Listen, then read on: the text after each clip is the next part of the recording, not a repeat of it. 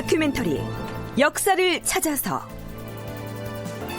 제642편 기묘살인을 일망타진하다. 지금 우리는 중종 16년에 일어났던 신사무옥의 전개 과정을 짚어보고 있습니다. 안척염의 옥사라고도 불리는 이 사건은 안당의 맏아들인 안척염이 주동을 해서 당대의 실권자였던 남곤과 심정 등을 죽이고 반역을 일으키려고 했다. 이런 내용의 고변이 들어오면서 표면화됐죠. 지난 시간에 소개했던 대로 안척염 등을 반역 사건의 주모자로 고발한 사람은 안척염의 고종사촌인 송사련이었습니다.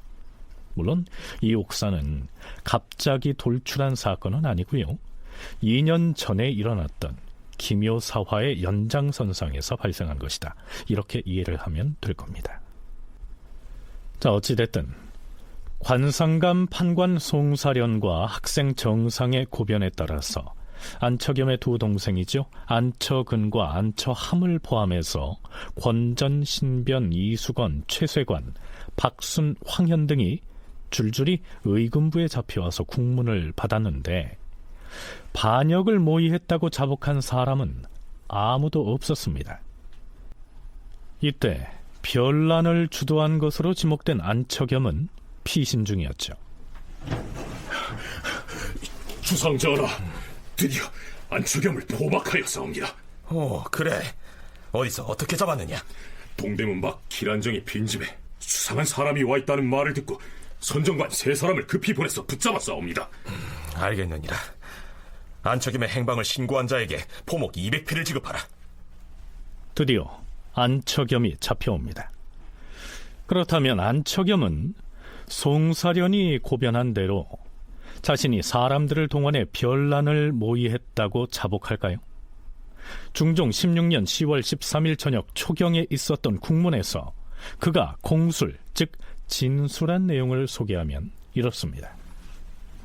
고변에 의하면 네가 처음에 시산정을 만나 영모를 타진했다고 하는데 그것이 사실이더냐? 아니옵니다, 주상전하. 여기에서 잠깐 신사무옥과 관련해서 이 시산정이라고 하는 인물이 자주 등장합니다. 이 사람은 세종의 증손인데요, 왕실 종친입니다. 이름은 이정숙이고 시사는 호입니다. 끝에 붙은 발을 정자는 종친부에 내리는 정삼품의 관직을 의미하죠.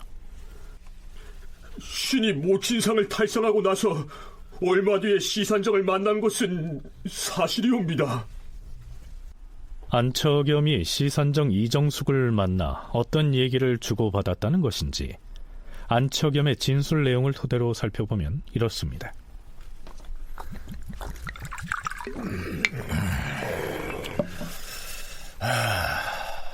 요사이 조정 돌아가는 실정을 보아하니 나도 왕실의 일원으로서 걱정이 이만저만이 아니네.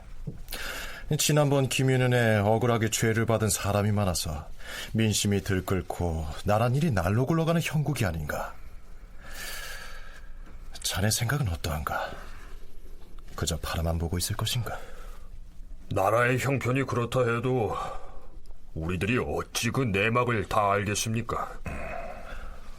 고향 친구가 올해 저한테 밭을 조금 떼어주었는데 그 밭이 어머니 묘소 앞에 있으니까 거기 가서 농사나 짓고 살려고 합니다. 그런데 시산정께서는 무엇을 어찌하려는 생각이십니까? 옛적에 적인걸과 장간지가 한 일이 있지 않은가?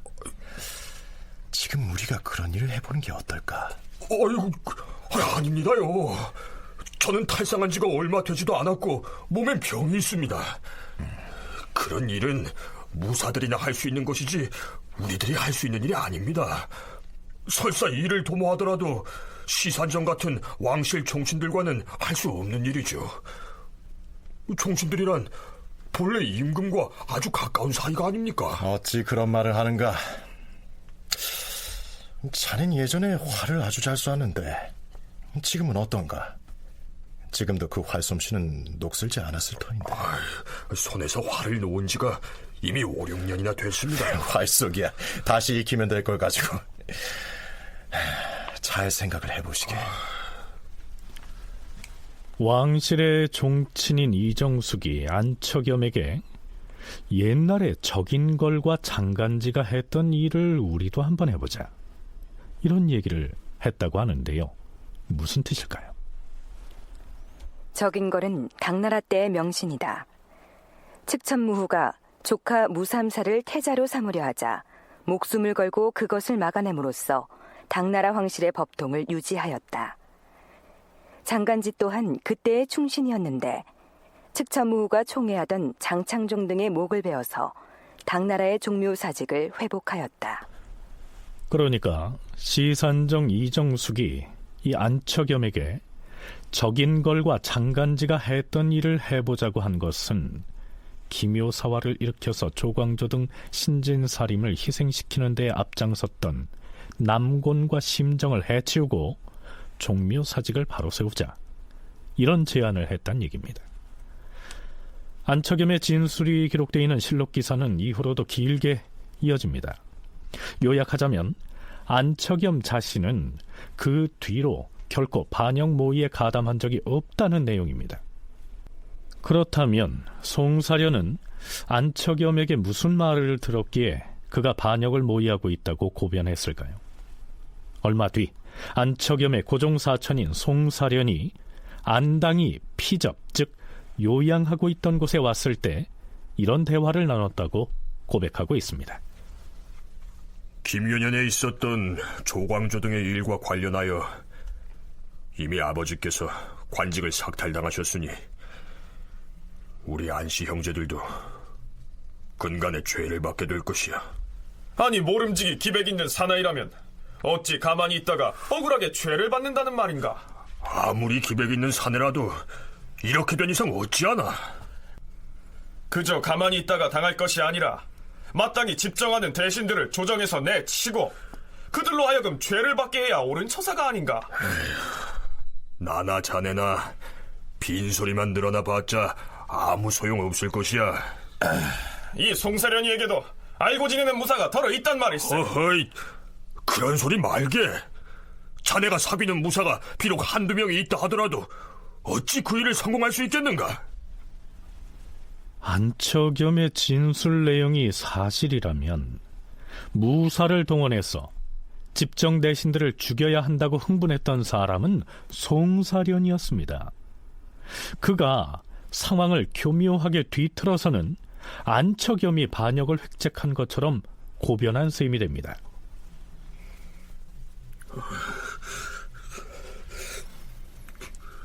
안척염 니놈은 죄가 없단 말인데, 그렇다면 왜 도망을 하다가 이제야 잡혀왔느냐?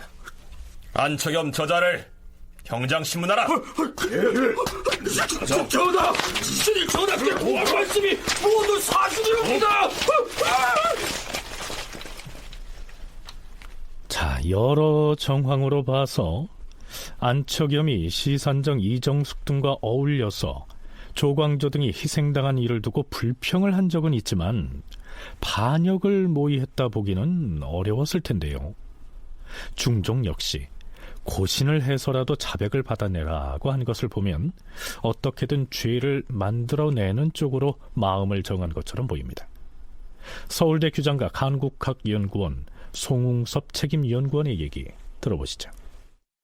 중종의 입장에서는 말 그대로 여러 가지 고변들이 계속 중종 반정 이후부터 계속 있었지 않습니까? 이제 그 연장선상에서 보면 불안하게 즉위한 자신이었기 때문에 이 고변 사건이 일어나면 아주 적극적으로 대응하는 것이 중종의 일반적인 그런 모습이었습니다. 그래서 공신에 책봉해 주기까지도 하고, 그렇기 때문에 이 안척염의 이 옥사를 바라보는 중종의 입장에서는 철저하게 조사해서 처리를 해야 되는 사건으로 규정을 할 수밖에 없는 것이죠. 아직도 자기가 주도권을 확보하기가 어려웠던 상황에서 기묘사림의 잔당을 제거할 수 있는 굉장히 중요한 계기로 인식하지 않았을까. 물론 뭐 이렇게까지 생각했는지는 모르겠지만 어쨌든 간에 대신을 모해하려고 하는 구체적인 진술들이 나오고 그 증거도 이제 나오고 있는 상황 속에서 중종은 그 자신도 무인들의 변란의 결과로 국왕이 됐고, 그 때문에 반역 사건 운운하는 말만 들어도 불안감을 떨칠 수가 없었을 텐데, 기왕에 조광조 등과 밀접한 관계를 유지해왔던 안척염 등이 모반을 모의했다는 고변이 올라왔으니 이 기회에 기묘사림의 잔당들을 뿌리째 뽑아내자, 이런 작심을 했을 것이란 얘기입니다. 자, 그런데요, 잡혀온 사람들의 공술 내용에서도 나타났듯이 설령 안척염이 변란을 일으켜서 남곤이나 심정 등 집정 대신들을 제거하려고 모의를 했다고 해도 이름이 오르내린 사람들은 몇 명에 불과했습니다. 그런데 중종실록의 해당 기사를 보면 어마어마하게 많은 사람들이 반역 혐의를 받고 또 고문을 당한 다음 처형되거나 혹은 유배형에 처해집니다. 왜 그처럼 많은 인원이 연루되게 됐을까요?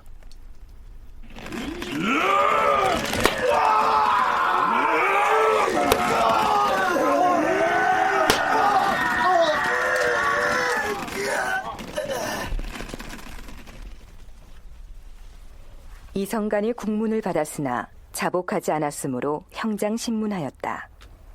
안당의 사촌동생 안형을 형장신문하였으나 자복하지 않았다. 권전과 안척염을 고신하였으나 자복하지 않았다. 선전관 민간, 통사랑 한근, 그리고 왕실 종친인 이상과 이화 등이 국문을 받았으나 자복하지 않았다. 황현을 신문 끝에 잡아 가두고 이정숙의 종인 양손을 형장신문하였으며 안척염을 다시 형장신문하였으나 자복하지 않았다. 결국 권전이 형장을 맞다가 견디지 못하고 죽었다. 형장을 맞다가 죽은 권전은 조광조가 소격서 혁파를 주장할 때 그 상소문을 직접 지었던 기묘사림의 대표적인 인물이었습니다. 중종실록에는 형장을 맞다가 죽었다라고만 돼 있는데 연려실기술에서는 그는 심히 고문을 당하였다. 곤장 170대를 맞고 죽었다. 이렇게 적고 있습니다. 이때 모진 고문을 당한 사람 중에는 기묘사화가 일어나던 날 밤 승정원에서 숙직을 하다가 의금부에 잡혀갔던 안정이라는 사람도 있었습니다. 그런데 이 사람이 안척염의 신사무옥에 연루돼서 형장신문을 당하게 된 그 연유를 실록에서는 이렇게 기술하고 있죠. 안정은 송사련이 반역을 고변하면서 임금에게 올렸던 문서에 이름이 올라 있어서 혹독한 형장신문을 받았다. 또한 이충건은 김효년에 이조정랑의 벼슬을 삭탈당하였는데 이때 송사련이 바친 명단에 이름이 올라 있어서 심한 고문을 받고 멀리 귀양 가던 도중 청파역에 이르러 사망하였다. 이 외에도 조광좌, 이약수, 김필, 송호례 등 많은 사람들이 안척염의 옥사에 연루돼서 모진 고문을 당한 끝에 처형되거나 유배형을 받게 됩니다. 그런데 이들이 의군부로 끌려온 것은 송사련이 안척염의 역모 사건을 고변할 때 제출한 그 명단에 이름이 있었기 때문이었습니다. 글쎄요, 그게 어떤 명단이었을까요? 우선 송웅섭 연구원의 설명 먼저 들어보시죠. 송사련이 고변을 할 때 갖다 바친 문건이 하나 있었어요. 그거는 뭐냐면 안척염이라고 하는 사람이 가지고 있었던 하나의 인명을 기록하고 여러 가지 상황들을 적어놓은 기록이거든요. 근데 이게 뭐냐면 안당이 안척염이 이런 일들을 막 하고 다니니까 막 불만을 토로하고 막 남곤 제거해야 된다라고 하는 막 이런 목소리들을 막 내고 있으니까 불안해서 안당이 안척염을 데리고 지방으로 내려가요. 그리고 내려가는 과정에서 송사련이 같이 이제 따라왔는데 이제 서로 이제 어느 지역에서 이제 헤어지는 과정에서 뭘 먹을 거를 이제 이 송사련에게 건네주면서 그거를 이렇게 쌀 종이로 이 인명권기가라고 나중에 이제 지칭이 되는 이 문건을 포장지로 싸서 준 거예요. 근데 송사련이 이렇게 보니까 뭐 이름들이 막 적혀 있고, 날짜도 적혀 있고, 뭐 여러 가지 사항들이 적혀 있단 말이죠.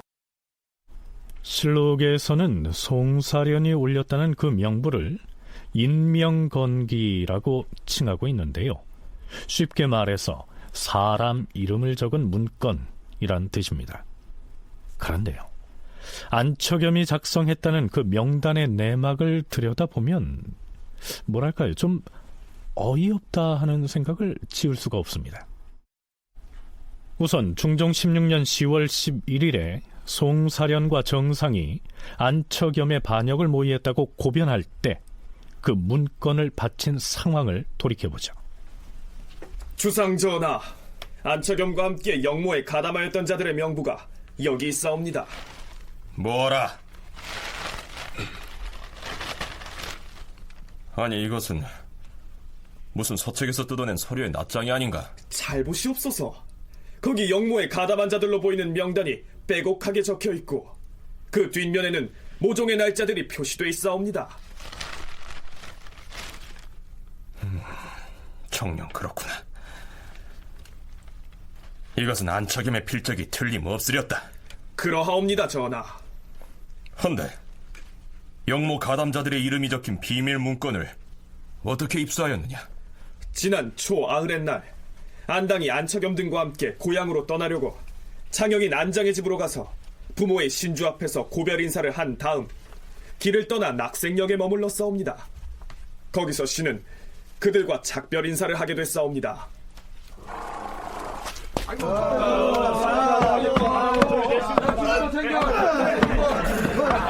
차겸이, 그럼 나는 이만 도성으로 다시 가봐야겠으니 부디 아버님 모시고 고향에 내려가서 잘 살펴드리게나. 알겠네. 좋은 시절이 오면 내 한양 땅으로 다시 돌아올 걸세. 아무렴 그래야지. 참, 도성으로 돌아가는 도중에 점심을 먹어야 하는데 미리 준비를 못해서 굶게 생겼네. 오호. 자네들이 준비한 음식 중에서 고기를 좀 싸주면 가다가 먹을 수 있겠는데. 그렇게 하지. 자, 여기 이 책갑에서 종이를 한 장 찢어 줄 테니까 여기다가 고기를 좀 싸가면 되겠네. 자, 이렇게 해서 송사련은 안처겸이 찢어준 그 종이에다 고기를 싸서는 챙겨들고 도성으로 돌아오다가 양지역 근처의 당도에서 점심을 먹으려고 펴보니까 고기를 싼 종이의 전면에는 사람들의 이름이 빼곡히 적혀있고 또 뒷면에는 이런저런 날짜들이 적혀있으므로 이건 틀림없이 안처겸이 꾸민 영모와 관련이 있을 거다, 이래 생각해서 영모를 고변할 때 그 뜯어낸 서류도 함께 제출했다, 이런 내용입니다. 자, 그렇다면 고기를 싼 포장종이 속의 그 이름들은 대체 어떤 사람들의 명단이었을까요? 안처겸을 형장신문하고 있는 국문장으로 함께 가보시죠. 바른 소리를 토설할 때까지 안처겸 저자의 주의를 들라.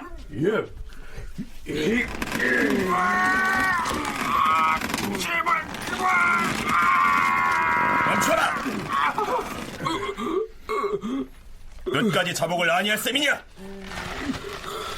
자, 그럼 과인이 들고 있는 이 문서가 무엇인지 바른대로 고해할 것이다. 사람의 이름을 빽빽하게 적은 이 종이의 글자들은 안처겸 네가 쓴 것이 틀림없으렸다.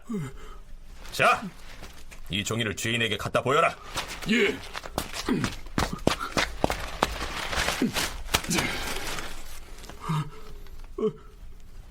예, 전하.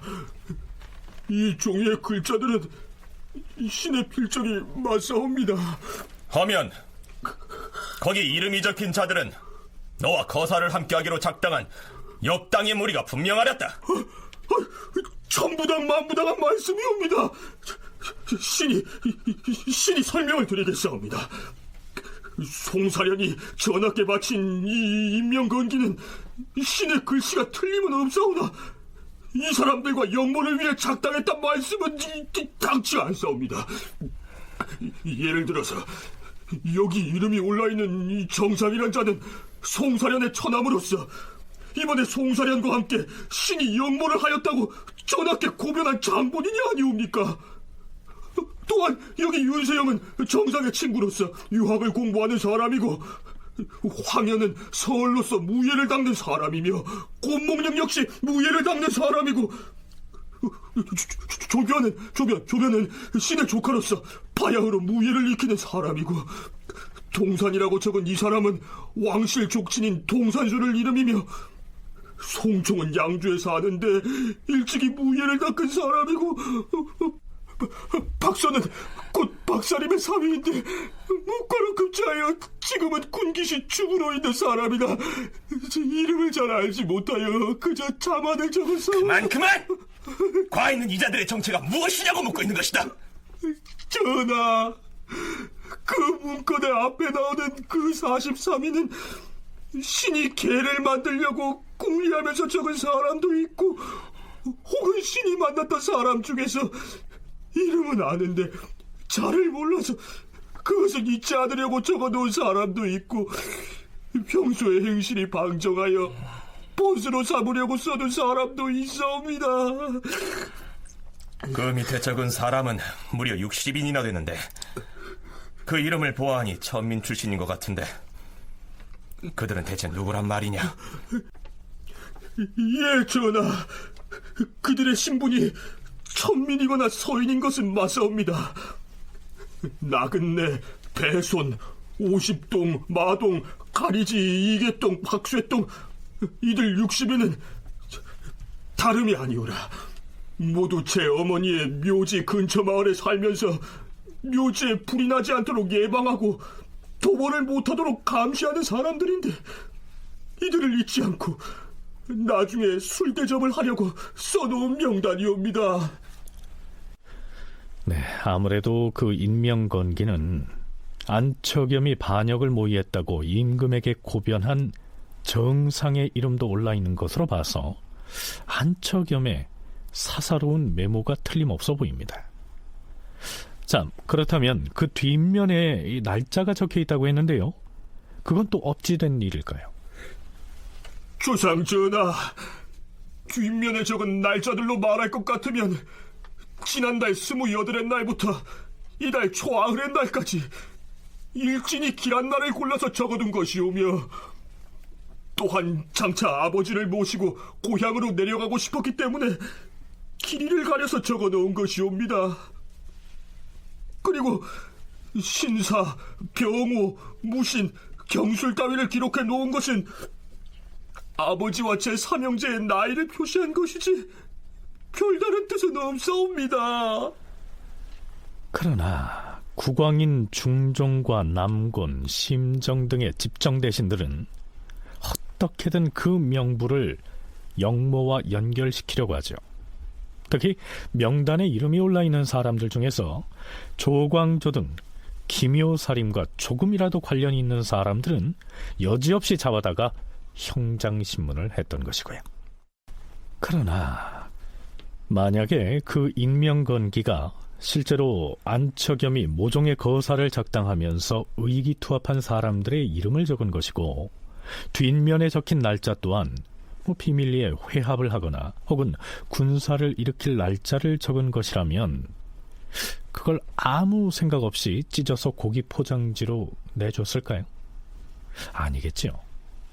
설사 안처겸이라고 하는 사람이 정말 대신 심정과 남곤을 제거하려고 하는 의도를 가지고 있었다 할지라도 이런 방식으로 일을 처리하지는 않았을 것이라는 것이죠. 그런 면에서 봤을 때 기묘사화보다도 이 신사무옥 때 훨씬 더 많은 사람들이 죽고 그랬던 이유는 바로 이런 인명건기와 같은, 실제로는 아니지만 취조하는 사람들의 입장에서 봤을 때는 아주 유용하게 활용할 수 있는 이런 문건이 있었기 때문에 그 범위가 이제 넓어졌던 것이고요. 또 하나는 이거를 계기로 해서 결국 기묘사화 때 죽이지 못했던 사람들, 죽이고 싶었지만 죽이지 못했던 사람들을 이제 죽이게 되는 것이죠. 그래서 한충 같은 사람들, 김정 같은 사람들, 이런 사람들이 이 신사무옥 때 죄가 추가가 돼서 이제 사망을 하게 됩니다. 그러면서 이제 범위가 넓어지는 것이죠.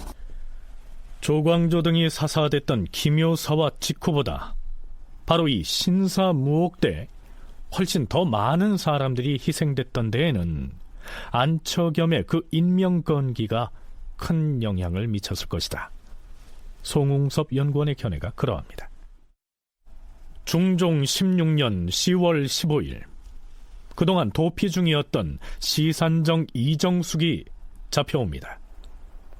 시산정 이정숙에게 22차례에 걸쳐 형장을 가하면서 신문을 하니 견디지 못하고 실정을 모두 자백하였다.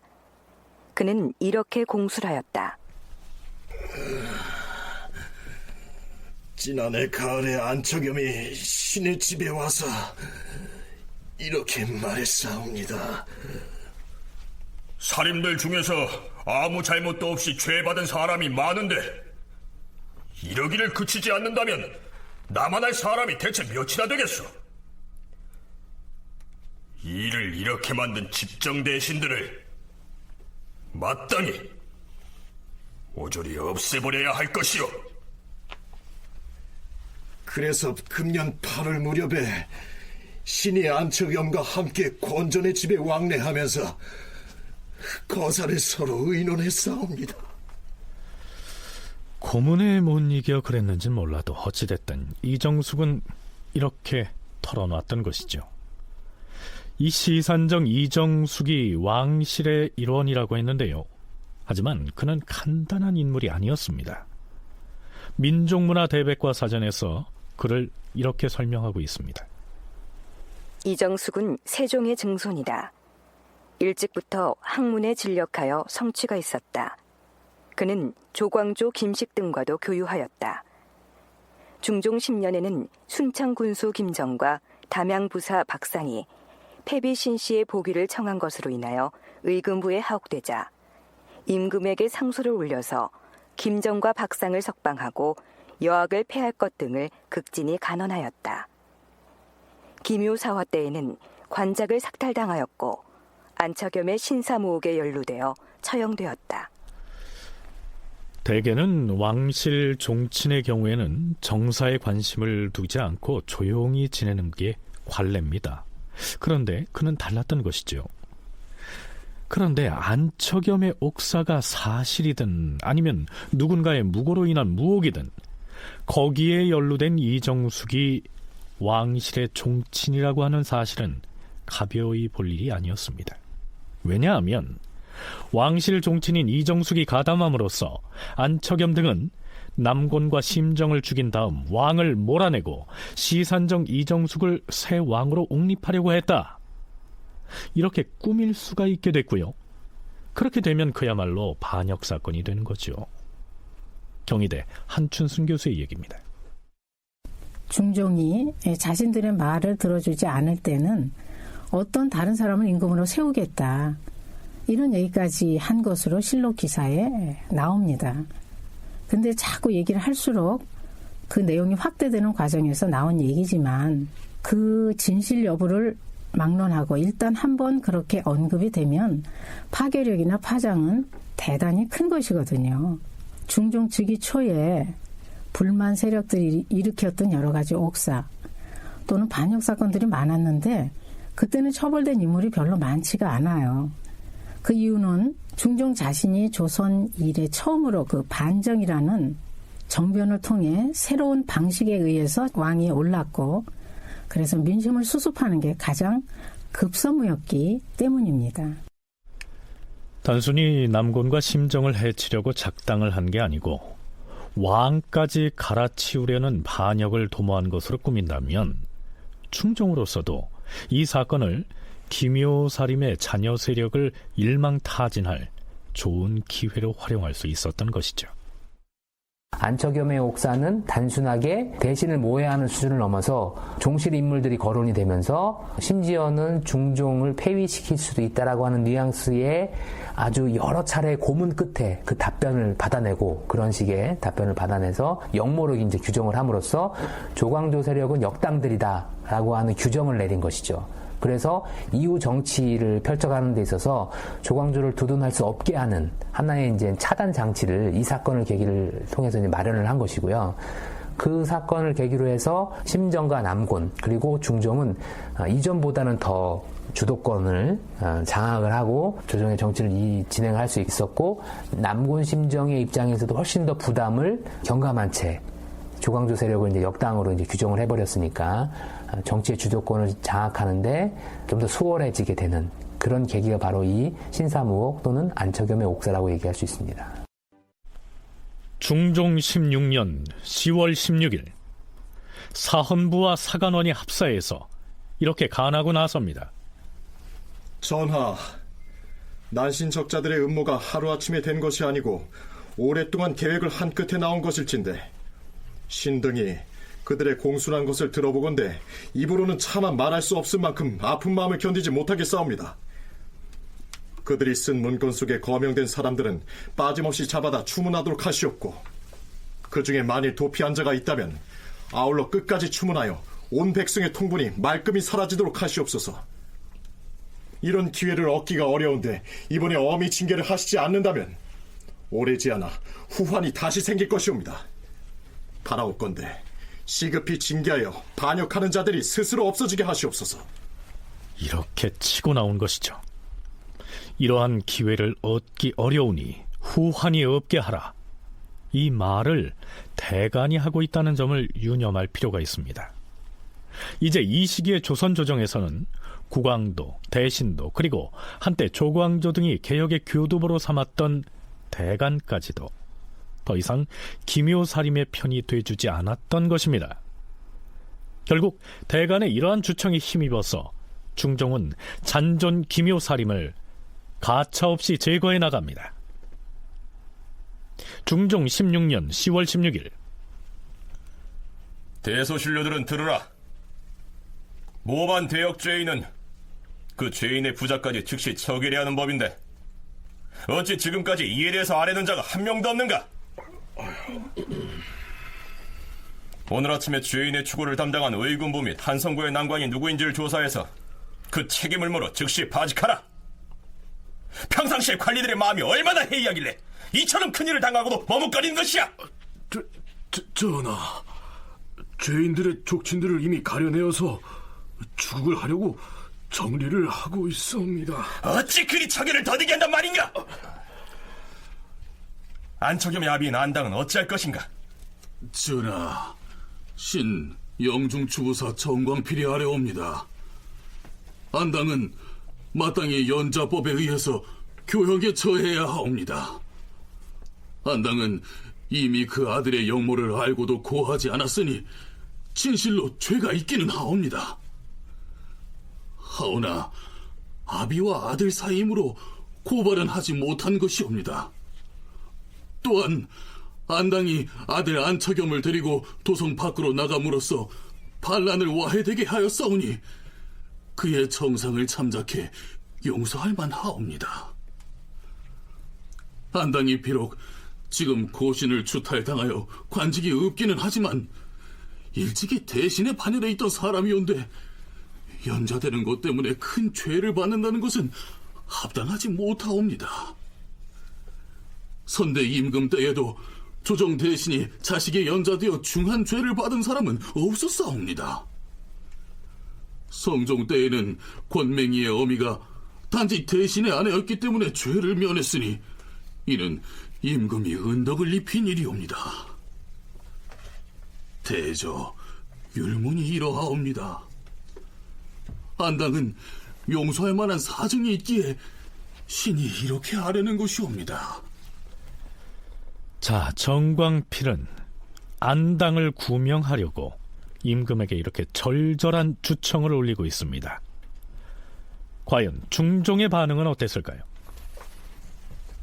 대신들이 아뢰는 말을 과인이 듣건대 이는 매우 그르다. 안척겸 등이 조정의 인사들을 제거하려고 모의하면서 김여년의 일로 귀양간 사람들까지 불러들여 그들의 음모를 성취하려고 했으니 안당으로서는 마땅히 그 자식들을 고발해야 했다. 허나 한갓 부자간의 사사로운 정 때문에 그렇게 하지 않았으니 이는 아녀자와 같은 짓이다. 비록 지금 의정부 삼정승의 반열에 있는 사람이라 하더라도 이런 일이 있다면 용서하지 못할 것인데 안당의 경우야 말해 못하겠는가? 지금 만약 안당을 죄주지 아니한다면 반드시 무리가 일게 될 것이다. 하여 즉각 죄인 부자를 끌어내서 처결해야 할 것이야. 이제 안당도 목숨을 부지하지 못할 상황으로 몰린 것입니다. 그런데요, 그야말로 아무런 죄가 없는 하층민들에게도 불똥이 튑니다. 안척겸이 모친의 산소를 돌봐주는 사람들에게 술을 대접하기 위해서 그 이름을 적어놓았던 그 무지렁이 천민들까지 처벌 대상이 된 셈이죠. 대신 등이 안처겸이 기록한 문건에 올라있는 천인과 서인 등 60여 명 가운데서 순이, 법지, 귀천 등의 이름을 거론하면서 이 사람들을 먼저 추국하는 것이 좋겠다라고 하였다. 더불어 안처겸이 기록한 인명건기에 올라있는 벼슬이 없는 선비 38명도 불러들일 것을 주청하였다. 임금이 명하였다. 안처겸의 인명건기에 올라있는 자들 중에 모인이거나 내금이 종사자들도 있는데 이들은 난관을 보내서 잡아오고 그 나머지 관직이 없는 선비들이나 천민들은 의금부 나장을 보내 모두 잡아오도록 하라. 예, 주상 전하.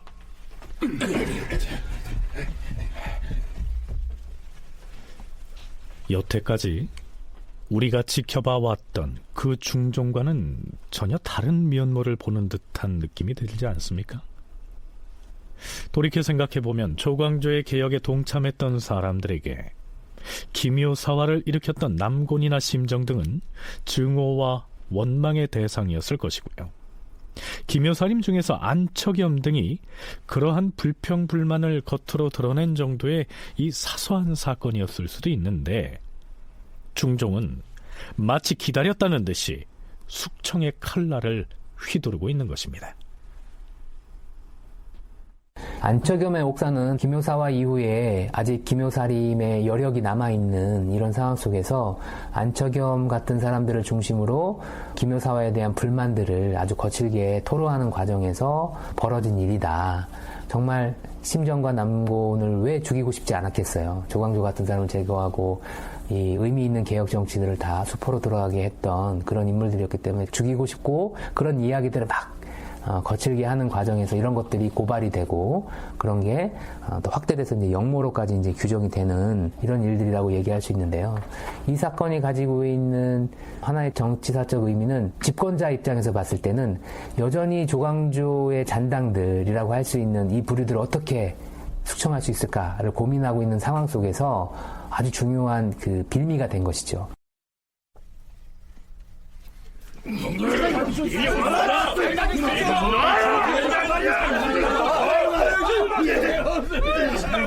네, 실록에서는 하도 많은 사람들이 떼지어 잡혀오는 바람에 경복궁 서문 바깥이 매우 북적거렸다고 적고 있습니다. 중종은 안처겸의 인명건기에 있는 사람들을 무차별로 잡아다가 심한 고문을 가해가면서 신문을 하도록 명합니다. 한쪽에서는 형장신문이 계속되고, 이미 신문을 마친 주모자급 인물들에 대해서는 가차없이 형을 집행합니다. 죄인 학년을 능지처참하고 이기 없이 목을 베어라. 연자된 죄인 안처겸의 아버지 안당, 그리고 이정숙의 아들 이함, 안당의 동생인 안영의 아들 안처인, 그리고 황현의 아버지 황극창을 교수형에 처하라. 뿐만 아니라 신변과 최수성을 역시 차명에 처하였으며 윤세영 등을 사형에 처하였다. 물론 안처겸, 안처근도 함께 처형되었다. 이에 그치지 않습니다. 유배형을 받거나 관직을 삭탈당한 사람은 그 수가 너무 많아서요, 일일이 소개할 수조차 없습니다.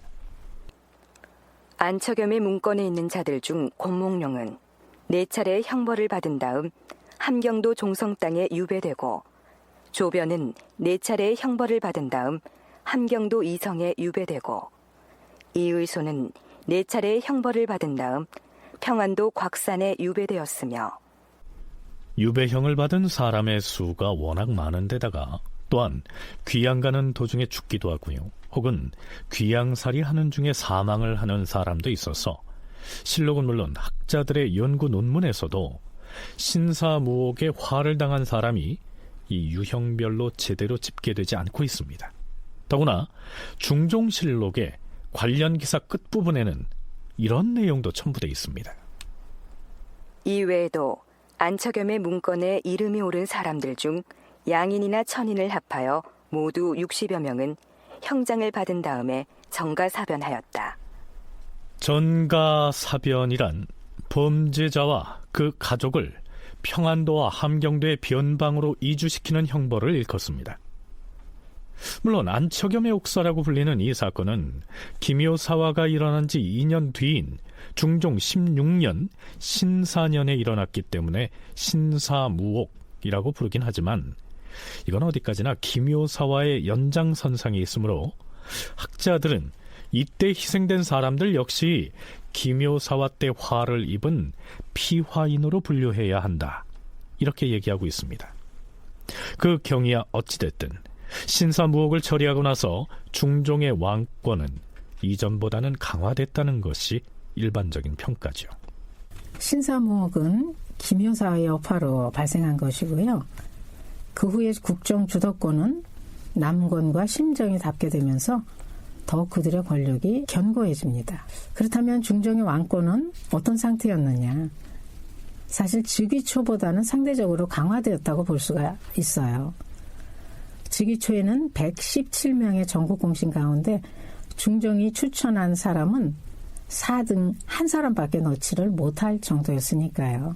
거기에 비하면 이때 당시는 상대적으로 강화되었다고 볼 수 있지만 남권, 심정보다 압도적인 위에 있었던 것은 아닙니다. 국정 주도권은 이들에게 넘어가고 그들의 권력은 더욱 견고해지는 그런 정치 상황을 보이게 됩니다. 자, 그런데요. 신사무옥이 일어나고 나서 9년이 지난 중종 25년 5월 22일의 실록 기사를 보면 김효사화와 신사무옥에 대한 중종의 소회를 엿볼 수 있는 대목이 등장합니다. 근래에 한발이 너무 심하고 재변이 겹쳐 일어나고 있으니 이것이 무슨 연유인지 알 수가 없도다. 대저 백성의 마음이 화평하면 하늘의 도가 순응하는 것이 이치가 아닌가.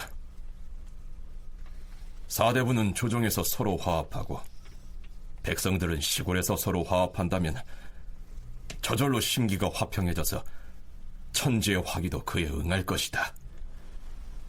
그날 아침 경연에서 여기까지 말하고 나서 중종은 조광조 등을 숙청했던 김효사화와 무수한 사림에게 피해를 입혔던 신사무옥대 일을 거론합니다. 돌이켜보면 김연영과 신사년의 죄에 걸려 벌을 받은 사람들이 매우 많았는데 어찌 그들 모두가 직접 죄를 지은 사람들이었겠는가? 자신이 직접 죄를 지은 사람의 경우에 두말할 나위 없겠으나 그저 남을 따르다가 억울하게 죄에 걸린 사람들은 그때 과인이 의당 분간을 잘했어야 했는데 과인이 지난날의 일을 그렇게 잘 처결하지 못하였도다. 안척염이 변란을 모의했을 때에 그 일에는 관여하지도 않았던 사람들을 다만 안척염의 문건에 올라있다 해서 혹은 같은 자를 썼다거나 이름자가 같았기 때문에 그것을 분간하지 않고 모두 다 죄를 주었으니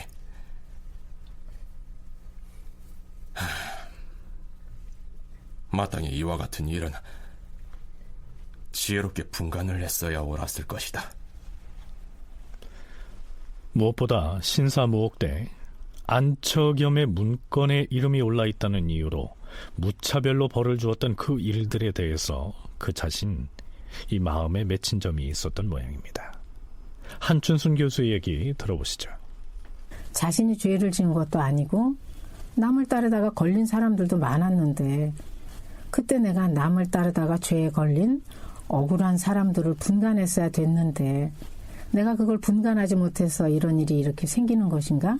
특히 신사무옥 때 안척염이 모의를 했을 때 그 일에 관여하지도 않은 사람들을 다만 같은 자를 썼다거나 같은 이름을 썼다는 이유만으로 분간을 하지 않고 모두 죄를 주었어. 정말 후회스러워. 탄식을 하는 게 나옵니다. 중종이 자기 스스로가 탄식을 하면서 신사무옥 때 살인에 대한 반감을 가지고 그 고변의 내용을 분별하지 않고 믿으려 했던 의지가 크게 작용했기 때문에 신사무옥 때는 이렇게 희생자가 많았다고 볼 수가 있습니다. 중종이 같은 자를 썼거나 이름이 같아서 억울하게 죄를 받은 사람이 있었다고 시인합니다. 이게 무슨 얘기냐면 안척염은 자신이 작성한 문건에다가 자신이 도움을 받은 사람, 같이 계를 들고 싶은 사람 혹은 모친의 분묘를 지켜줘서 나중에 술을 대접하기 위해서 기록을 남기기도 했는데요. 이름을 잘 모르는 경우에는 자나 혹은 호만 적어놨던 것이죠. 계량, 순평, 화보 뭐 이런 식으로 말입니다. 그런데요, 자나 호는 되게 좋은 뜻을 가진 두 글자로 돼 있어서 서로 겹치는 사람이 많았던 것입니다. 이 바람에 엉뚱한 사람이 벌을 받기도 했다고 자탄하고 있는 것이죠. 경연장에서 대관들과 나눈 대화의 내용 좀 더 살펴보죠. 전하, 안척염 등의 일이 있던 신사년 그 시기에 신은 서울에 왔다가 돌아가는 명나라 사신의 원접사가 되어서 평안도에 갔었기 때문에 그들의 국문에 참여하지 않았사옵니다.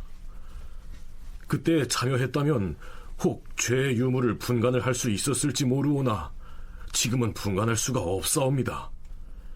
신이 국문에 참여하지 않은 일을 어떻게 아르겠사옵니까? 안척염의 옥사는 지금 다시 다루기는 더욱 두렵사옵니다. 사관원 정원 김의정이 아뢰옵니다. 오늘날의 나라 형편을 보아하니 기강이 해이해져서 대신들은 구차하게 세월만 보내고 하급 관리들은 의뢰 표정이 부드럽지만 그 중간에 탐호한 무리들이 거리낌 없이 횡포를 자행하고 있사오니 그 참람한 행위를 이루 다 말할 수 없사옵니다. 바로 이 때문에 천지의 재변이 겹쳐서 발생한 것이옵니다. 하면 오늘의 천재지변은 김윤영과 신사년의 일과는 상관이 없다는 말인가? 과인이 돌이켜본 바로는 그렇지가 아니하다. 전하, 김연연의 경우는 죄인 조광조 등에게 각기 자신의 죄에 따라 벌을 주었사옵니다.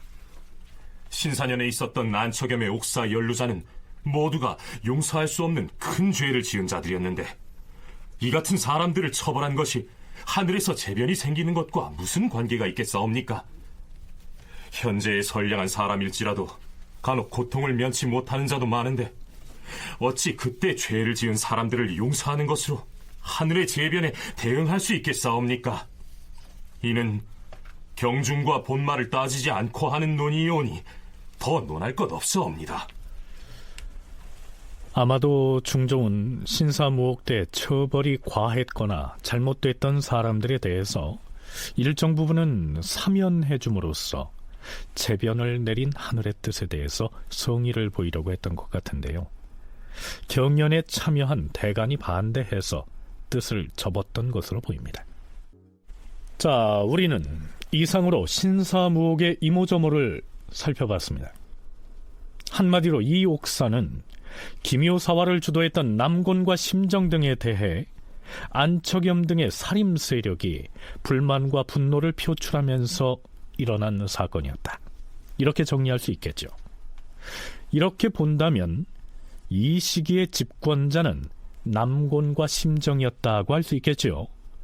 그런데 신사무옥이 일어나고 나서 5개월여 뒤의 실록을 보면 그 시기 조정에 만만찮은 세력가 한 사람이 등장했음을 시사하는 기사가 실려 있습니다. 중종 17년 4월 4일치 실록 기사를 보면 사신이 이렇게 논평하고 있습니다. 기말로는 자신의 어머니가 사망하여 상복을 입고 있는 중이었다. 그때 마침 그의 아들인 부마 연성위에 집을 짓는 공사가 있었는데 기말로는 모친의 상중임에도 아들의 집을 짓는 일을 감독하였다. 사헌부가 그 사실을 풍문으로 듣고 기말로에게 서찰을 보내 문의하였으나 그의 권세가 겁이 나서 끝까지 추궁하지 못하고 중지하였으니 당시 사람들이 모두 헌장이 채통을 잃었다고 한스럽게 여겼다. 이때의 헌장은 곧 김극성이다. 자, 이게 무슨 말일까요? 성리학적 통치윤리가 지배하던 당대 조선에서 부모에 대한 효는 절대적인 가치 규범이었죠. 친어머니의 상중인데도 불구하고 아들의 집 짓는 공사를 감독했다면 그건 큰 사건이었습니다. 당연히 관리들에 대한 규찰 업무를 담당하는 사헌부에서 철저히 조사해서 매섭게 추궁을 해야 할 터인데, 대사원 김극성은 기말로의 권세가 두려워서 유야무야 넘겨버렸다가 사람들의 비웃음을 샀다, 이런 내용입니다. 임금의 잘못도 그냥 넘기지 않고 격렬한 간쟁을 하는 것이 대간입니다. 그런데 왜 기말로라고 하는 인물에게는 이처럼 질의 주눅이 들었던 걸까요? 김씨라고 이 실록에는 등장을 하는데요. 그때 이름은 몽룡이었던 것 같아요. 이 아들 몽룡이 효해공주의 부마가 됩니다. 중종 15년 12월이니까 김효사가 일어난 지 한 1년 정도 된 무렵이었죠. 그러니까 효해공주의 부마가 되면서 그 이전에는 사림들과 일정한 관계를 유지하고 있었는데 기말로가 훈구로 전향한 듯 합니다. 척신이 되었으니까요. 따라서 이때는 기말로가 왕실과 혼인한 상태였고, 사실 혼인을 했다는 것도 중요하지만 그것보다는 거기에 더해서 공주와 연성이 기미에 대한 중종의 애정이 아주 각별했기 때문에 대간이 기말로를 끝까지 논핵하기 어려웠을 겁니다. 기말로의 아들이 중종이 유난히 총애했던 효해공주의 남편, 곧 중종의 부마였던 것입니다. 조정의 권력이 남곤과 심정으로부터 서서히 기말로 쪽으로 옮겨갈 징후가 나타난 것입니다.